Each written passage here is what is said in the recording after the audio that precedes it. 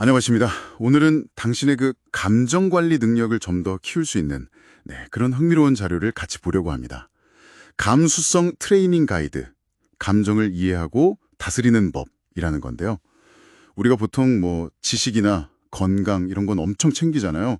근데 정작 매 순간 우리한테 영향을 주는 이 감정 다루는 법은 놓치기 쉬운 것 같아요. 이 가이드가 바로 그 부분을 다루더라고요. 아, 맞아요. 정말 그렇죠. 감정이 우리 삶이랑 늘 같이 가는데 어떨 땐 진짜 다루기 어려운 손님 같기도 하고요. 이걸 제대로 이해 못하면 뭐 관계가 틀어지기도 하고 또 혼자 괴로워하기도 하고. 그래서 오늘 이 가이드의 핵심 내용을 통해서 감정을 막 억누르는 게 아니라 좀 현명하게 관찰하고 이해하는 법, 그 구체적인 방법을 당신과 함께 좀 깊이 얘기해 보려고 해요.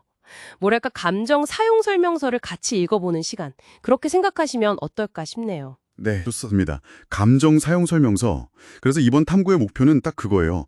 이 가이드에 담긴 실용적인 지혜들, 그걸 통해서 당신이 감정의 주도권을 좀 되찾고 더 평온한 일상을 만드는 데 도움을 드리는 거.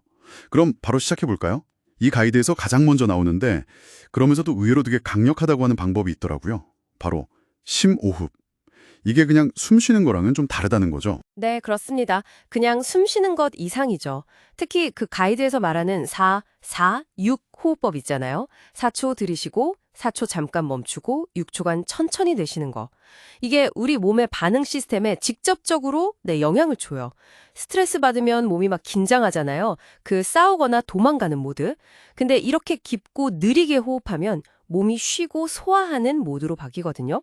전문 용어로는 뭐 교감신경 대신 부교감신경이 활성화된다 이건데 중요한 건 이 과정에서 감정에 확 반응하기 전에 잠시 멈춰서 생각하고 관찰할 틈이 생긴다는 거예요. 하루에 딱 5분이라도 꾸준히 하면 정말 변화를 느낄 수 있다고 하더라고요. 아하, 그 멈추는 순간이 핵심이군요. 그 잠시 멈춘 사이에 감정을 좀 다르게 볼 수 있는 방법으로 다음 개념이 정말 흥미로웠어요. 감정은 내가 아니다 라는 관점. 이게 내가 화났다 이게 아니라 내 안에 화가 일어났다 이렇게 생각하는 것만으로도 달라진다고요? 네, 맞아요. 우리가 감정을 자기 자신이랑 똑같이 보면, 그 감정에 그냥 완전히 휩쓸리기 쉬워요. 나는 화가 났다. 이렇게 생각하면 온 세상이 막 그 분노 색깔로 보이잖아요. 근데 이걸, 내 안에서 지금 분노라는 감정이 일어나고 있구나. 하고 한 발짝 딱 떨어져서 보면, 뭐랄까, 잠시 온 손님처럼 객관적으로 볼 여유가 생기는 거죠. 감정이라는 게 우리 뇌, 특히 그 편도체라는 곳에서 보내는 그냥 일시적인 신호일 뿐이거든요. 당신이라는 사람 전체는 아니라는 거죠. 이런 관점은 인지행동 치료 같은 심리 치료에서도 되게 강조하는 부분이기도 하고요. 그냥 이 감정은 내가 아니야. 이렇게 속으로 되뇌는 것만으로도 그 감정의 힘이 좀 약해질 수 있어요. 감정을 손님처럼 대한다. 그거 기억해둬야겠네요. 그런데요, 막상 감정을 이렇게 관찰하려고 하면 자꾸 아니 왜 이런 기분이 들지? 이거 언제 없어지지? 막 이런 생각에 빠지기 쉽잖아요. 가이드에서는 이런 함정을 피하려면 몸의 감각에 집중하라고 하던데 이건 좀 구체적으로 어떻게 하는 걸까요? 아, 네. 그거 아주 중요한 포인트예요. 감정에 대한 생각에 빠지면 자꾸 분석하고 판단하게 되잖아요. 그럼 오히려 감정이 더 커질 수 있거든요.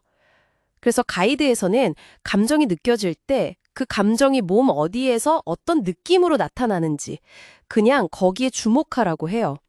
예를 들어 불안할 때 막 가슴이 조이는 느낌이라든지 화날 때 얼굴 확 뜨거워지는 그런 감각들이 있잖아요. 왜? 라는 질문은 잠시 멈추고 그냥 몸에서 일어나는 그 물리적인 감각 자체에 주의를 기울이는 거예요. 이게 바로 현재 순간에 집중하는 그 마음챙김 수련의 핵심이기도 하고요. 생각을 딱 멈추고 몸의 느낌에 머물러 보면 생각보다 감정의 파도가 빨리 잔잔해지는 걸 경험할 수 있을 거예요. 몸으로 막 분석하는 대신에 그냥 몸으로 지금 이 순간을 느끼는 거군요.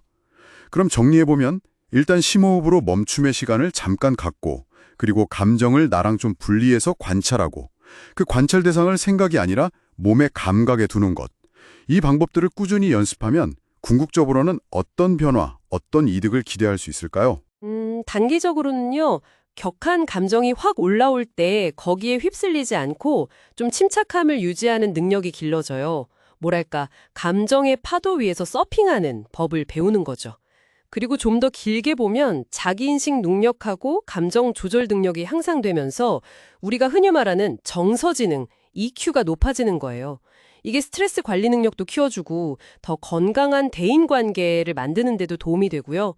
결국 내면의 평화랑 회복력을 키우는 근본적인 힘이 되는 거죠. 감정을 적으로 보고 막 싸우는 게 아니라 지혜로운 친구로 만드는 과정이라고 할 수 있겠네요.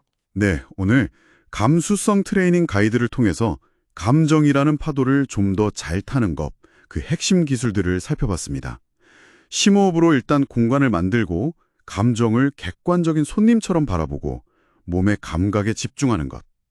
가장 기억해야 할 점은 이 감정이라는 게 당신 자체가 아니라 그냥 당신 안에서 잠시 머물러가는 자연스러운 현상이라는 거, 그거인 것 같아요. 네, 맞습니다.